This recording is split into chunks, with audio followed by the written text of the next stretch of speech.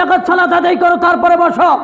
মসজিদের যে হক আছে 2 রাকাত সালাত, মসজিদে ঢুকলে যখনই ঢোকো, যে অবস্থায় ঢোকো, তখনই 2 রাকাত সুন্নাত পড়ে মসজিদে বসতে হবে। এটা হলো মসজিদের হক, এটা হলো মসজিদের হক। 2 রাকাত সালাত আদায় করে বসবে, খুতবা চলুক আর যাই চলুক, 2 রাকাত পড়তেই হবে। অথচ এরা কি যেন কি বুঝালো মানুষকে, খুতবার মাঝে খুতবা বন্ধ করে সুন্নাতের টাইম দেয়, মানুষ আসে আর দাঁড় দাঁড় করে মসজিদে বসে যায়। এই নিয়ম চলবে না, হাদিসের বিরোধী কোনো কাজ করা যাবে না। আমল যদি সঠিক না হয়, দুনিয়া ভর্তি করে আমল করলেন, করার পরে আল্লাহর দরবারে গেলেন, আল্লাহ বলবে এই আমলগুলো একটাও চলবে না।